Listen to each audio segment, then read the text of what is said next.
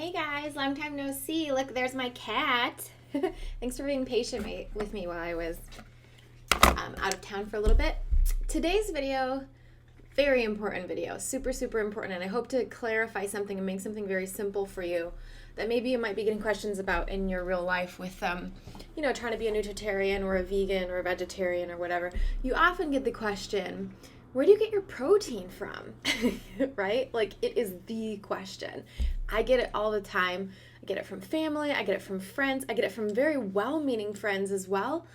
People that just kind of are like, they don't get this whole lifestyle. They just don't understand how a person could survive. They really honestly feel like you need meat to survive. You need these things to survive, which, of course, as we know, when you're on the other side of it, you definitely don't. And we certainly get a lot more nutrients and things like that than your typical standard American eater.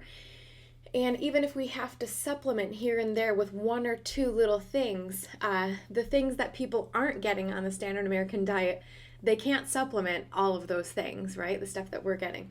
So I want to just go through a little bit of what happens, because I had this conversation with a friend today. She was asking me a little bit of because she has a friend whose daughter's vegan, and this friend is trying to defend her vegan choice, her daughter's vegan choice. And it's very difficult to explain that concept if you don't have it like bam, bam, bam in your head right away. We know we're getting adequate protein, but it's like, how do you explain that? So I want to just go over real quick something you could say. I'll be doing more and more videos on this as we go, but I wanted to just do a quick one because it was on my mind. So first thing, when someone asks you, well, where do you get your protein? Or, do you get enough protein on that? Or, these kinds of questions. First thing I always say to someone is, well, how much protein do you think we need? And I guarantee you that person has no idea. They have no clue. And that's an indication that they are alarmed about protein because they hear it from the media and they hear it from companies who create protein products. When you see a company that says high protein bar or shakes or things like this, or, a high protein cracker or a high protein this or that, that makes people think they need a lot of protein. It makes people think that it's something they need to get a ton of. So that's a marketing message that's coming through to people that they're not even realizing, because if they knew the background behind what I'm about to tell you, they would know that they don't need high protein. No one needs high protein ever, unless you're a bodybuilder. But that's a harmful activity to do when you bulk and put all these protein powders and things like that into your body. That's actually not helpful for your body. It's not a longevity inducing activity. So sure, bodybuilders need more protein in order to gain more muscle. That's how you do it, but it doesn't mean it's healthy for you, and it doesn't mean you're going to live longer because of it. So that being said, here's my response. The first thing I say is, well, how much do you think we need? The person goes, I don't know. And you go, okay, I got this, right? Here's how much we need. We need, according to the government, the U.S., people who make the people who make the dietary reference intakes, or the DRI, or the recommended daily allowance, the RDA. These numbers are meant to give an estimate of what would be proper for 97% of the population, right? These numbers are, you need 0.8 grams of protein per kilogram of body weight. Okay, so let me explain what that is. If I do the math for myself, let's say I weigh 125 pounds. If I multiply that to get the amount of kilograms, I have that right here, hold on. I weigh 56.69 kilos, okay? So if I take 0.8 of that, that's 45.35 grams of protein that I need per day. That's it. 45 grams of protein per day.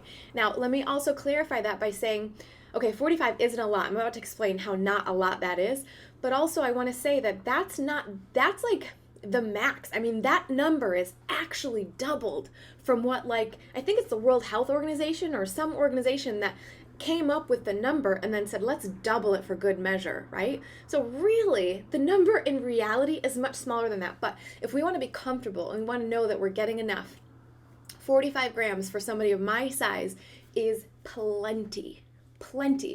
Now, on the other hand, have you ever heard of anyone being protein deficient? No, that doesn't happen, right? That's not a thing.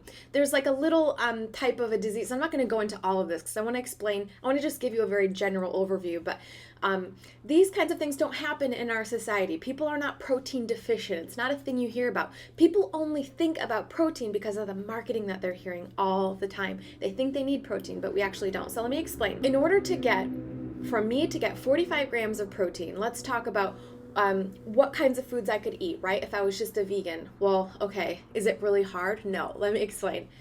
Lentils. I eat lentils all the time. I think they are one of the most nutritious, wonderful legumes that you can possibly eat. Lentils should be like an almost everyday food.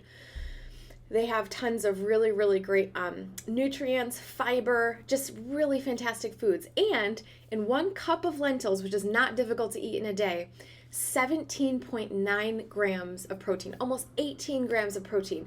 We're almost halfway to the amount of protein I need just from 1 cup of lentils, okay? That's a ton of protein. So when we calculate these things, look at this. So if I just had 1 cup of lentils, 18 grams of protein right there. If I had 1 cup of quinoa, after that, 8.1 grams of protein right there. So now we have, let's do the math in my head really quick, 26 grams of protein all the way, so close. Halfway is 23. So we're more than halfway to the amount of protein that I need every day.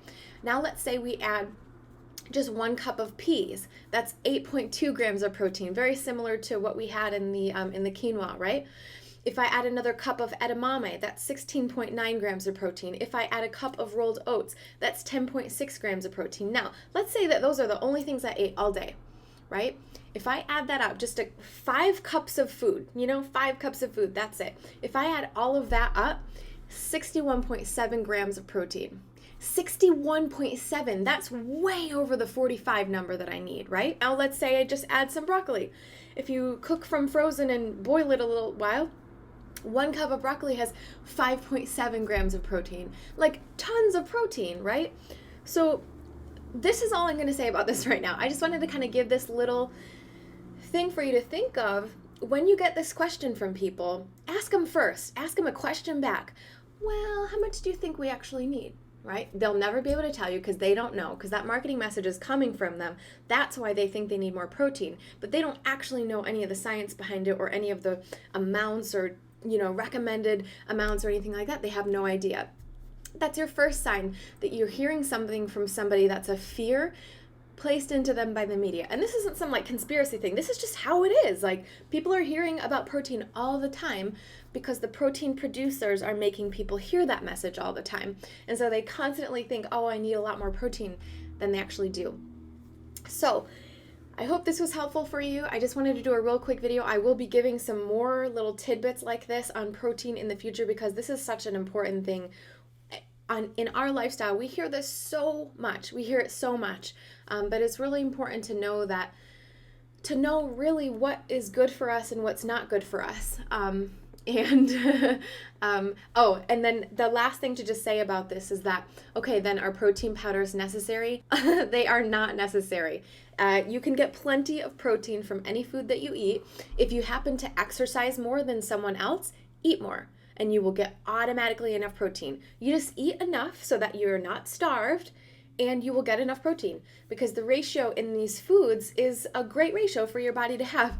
So just something to think about. I'm going to get off my soapbox about protein now. I hope this was helpful. Please let me know. If you're also interested in antioxidants, I sell the best matcha tea in the whole entire world, literally, from Japan, from my friend's family's farm. So please check that out. I'm going to put a link for the matcha tea down below if you're into those healthy kind of things with, green antioxidants and all that really good stuff. Check that out. And if you are interested in oatmeal, I have an oatmeal breakfast boot camp that will give you some really, really great recipes. Link for that one down below as well. Thank you so much for watching as always. Let me know what you think about this down below. Do you get this question? Have you ever actually done the math? What do you think about this? Is it surprising to you? And do you think this is something that you could actually say back to someone when they start to, needle you a little bit about the whole protein question? Anyways, thanks for watching, guys. I will see you again very soon. Bye!